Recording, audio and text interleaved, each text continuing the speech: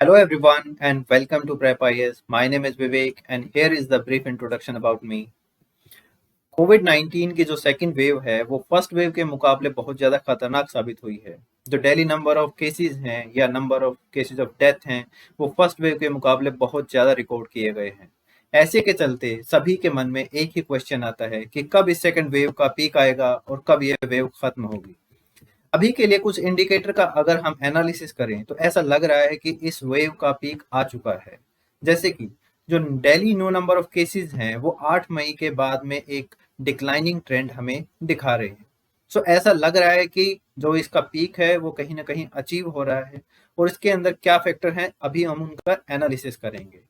तो सबसे पहला फैक्टर है कि जो मेजर स्टेट्स थे जो कि national daily new number of cases के अंदर सबसे ज्यादा कंट्रीब्यूशन कर रहे थे वहां पर हमको एक डिक्लाइन देखने को मिला।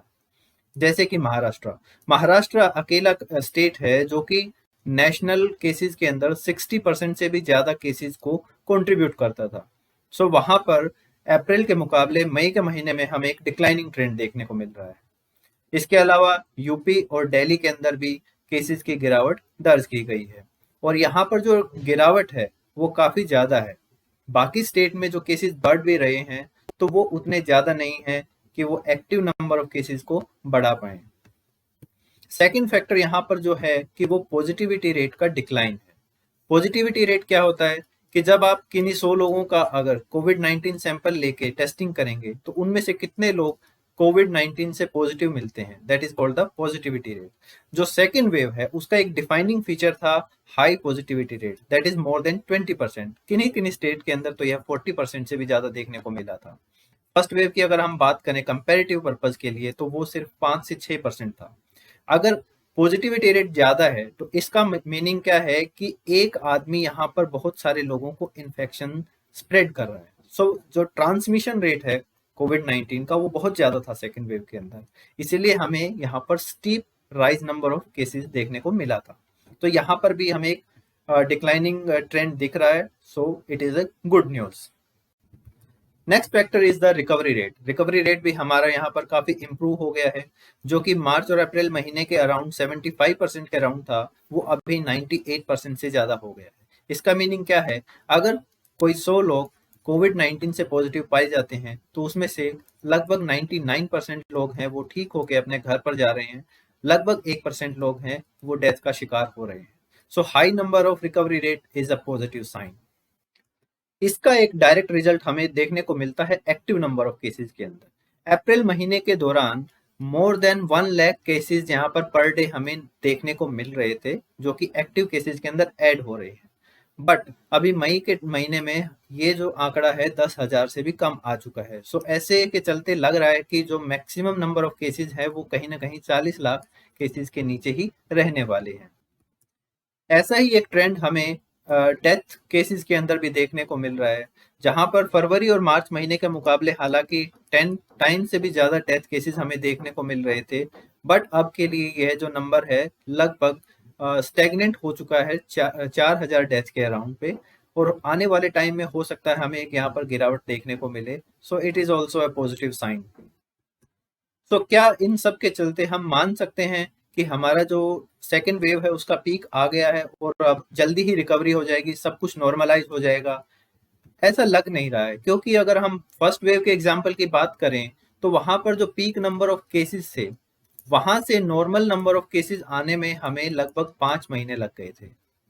ओके, अब जो सेकंड वेव है वहां पर जो पीक का नंबर है वो अपने आप में बहुत बड़ा है। अब यहाँ पर 4 लाख न्यू केसेस हमें डेली देखने को मिल रहे हैं। अगर वहां से हमें नॉर्मल इसी की तरफ जाना है तो ऑब्वियसली हमें एक लंबा टाइम यहाँ पर लगाना पड़ेगा।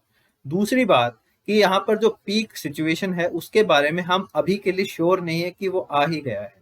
अभी के लिए जो daily new number of cases हैं वो काफी फ्लक्चुएट हो रहे हैं। सो हो सकता है कभी किसी दिन बढ़ जाते हैं, किसी दिन कम हो जाते हैं। सो एक डेफिनेटिव ट्रेंड यहाँ पर देखने को नहीं मिल रहा है। तो जब तक पीक का जो पॉइंट है वो अचीव नहीं होगा तब तक हम ये नहीं कह सकते कि अभी रिकवरी रेट स्टार्ट हो गया है। तीसरा एक जो फैक्टर यहाँ पर हमारी रिकवरी टाइम को बढ़ा सकता है वो ये है कि पीक आने के तुरंत बाद फर्स्ट वेव में जो रिकवरी स्टार्ट हो गई थी फास्ट तरीके से वो सेकंड वेव के अंदर नहीं हो रही है।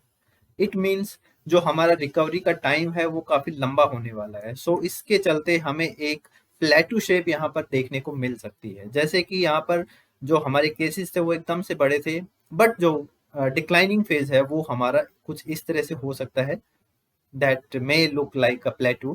So this is going to be a very complex type of situation. State governments ने अभी के लिए यहाँ पर कोई ढिलाई नहीं बरती है। लगभग पूरे देश में हमें एक लॉकडाउन जैसी सिचुएशन देखने को मिल रही है। जो रेड कलर में आप स्टेट्स देख रहे हैं वहां पर कंप्लीट लॉकडाउन अभी के लिए लगाया गया है। बाकी के स्टेट्स के अंदर एक पार्शियल लॉकडाउन की सिचुएशन हमें देखने को मिल रही है। ऐसे टाइम पर एक नया कंसर्न भी हमारे सामने आ रहा है। जिस टाइम पर सेकंड वेव का अभी तक पीक आया नहीं है और एक डिक्लाइनिंग ट्रेंड शुरू हुआ नहीं है, थर्ड वेव का जो खतरा है वहां हमारे सर पर मंडरा रहा है। और एक्सपर्ट्स की माने तो ये वेव ज्यादा खतरनाक रहने वाली है।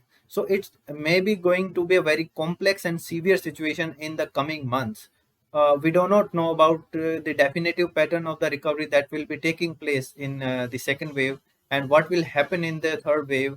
So we should be very careful about our own health and the relative and the near and dear ones.